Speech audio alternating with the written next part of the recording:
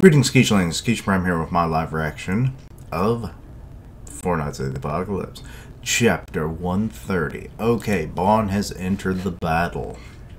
All because it's like, hey, you took the river away from the brewery that I love their beer. So, yeah.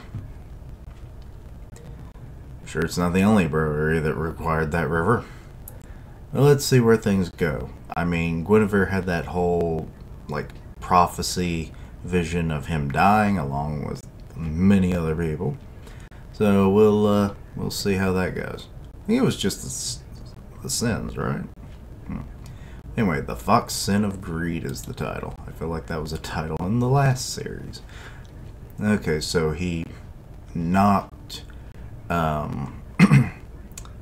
Ironside away. Ironside! He dashes in. Now, mind you, he's just a human now. He doesn't have the, the healing factor anymore. So I kind of wonder how well he's going to fight. Because, like, typically when you get into a sequel series, characters get nerfed. Because, new threats and whatnot. Because, like, oh, I'm, like, super powerful by the end of my series, but this is like a new thing. I'm not supposed to be the big focus anymore, so I could see him not being as strong anymore. Plus, it's been 16 years. Floating wind. Falca. So you have wind magic. Interesting. Bond, the Fox Sin of Greed. Why were you aware of our location? Oh, it's just a coincidence. I only came here to drink some ale, Ale. That village over there is Vanya. And Vanya's ale is some of the best in Britannia, don't you know? Don't you know, dear? But thanks to that, I finally get to see your face. You guys lurking in the shadows trying to avoid us deadly sins. Ironside, are you alright? Want us to join in? No need for that. I'll take care of this man myself. So he does some hand signs. Valkyra. Come to me. Oh, so he truly does use wind magics. He just summoned a giant wind. Oh my god, it's a Daijin. He got a big old fat wind genie. Now, what is that?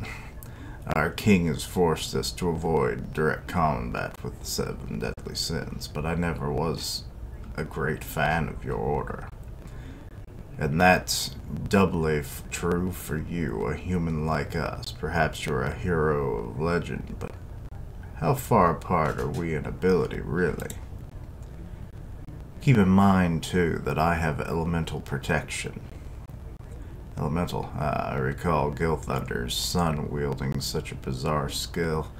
Oh yeah, I guess he would. Or actually, no, would he know? Yeah, less likely, but feasible, I guess. Lump me in with some charlatan elementalists and you'll regret it. Wait, did he hear his thoughts, or is he just saying that? Instead, allow me to show you the difference between high-level and low-level elementals. So his Daijin is, like, presumably high-level. Like, highest-level wind spirit? Who knows? Anyway, so Bond's, like, holding his ground, even though things are being tossed about and caught into the maelstrom. Daijin, leader of the Sylphs. Or Sylphs. Also, it's the leader. Before its mighty wind, all of creation is battered around like a clump of paper. Consoro? Of wind. Zigvath? Or Tango. So it's really not that interesting when attacked. It just kind of looks like he's a little distorted and he's like running in kind of deal. Okay, so we got them just watching from a distance, and the column that they're standing on seems to just be getting decimated. You may have dodged it last time, Bond, but lightning won't strike twice. You will be sliced to ribbons by the mighty Daijin. Pyre before the silence. Bellfest. Market. Where's that maggot? Might be maggot. I don't know. So, okay, this is the move where he, like, slashes through everything. So I'm assuming that's been the power of the wind this whole time. The Daijin helps with that. And Bon is where? He did King Bon in? Well played, Ironside. So, one of the... Oh. It's kind of one of the taller ones that was there. One of the new guys. There was like the evil looking one, and then the one that's kind of like basic knight looking dude. Wonder if he's a beast keeper or something. He's got the griffin. It can't be. Oh, Bond's still there. It's just not possible. What kind of monster are you? I mean, he did survive in purgatory, so... Ironside was your name, right? You're the only monster around here. What? Protect me! Daijin! So it tries to protect, and he's just going right through it.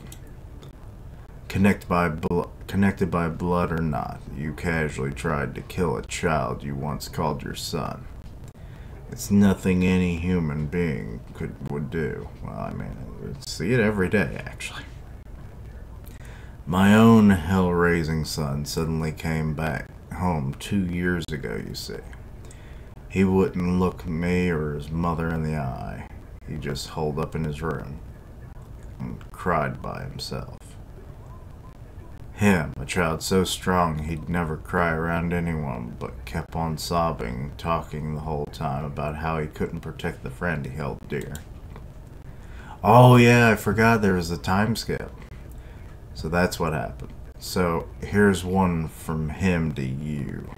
So Bond's just kicking him right through the chest. Do it, Melton Duff. So Melton Duff is the Beastmaster, I guess.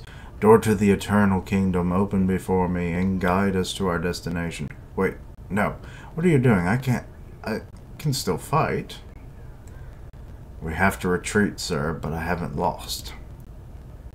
So Bond's got a bottle and so they're gone. Ah, the ale's tasting real special today.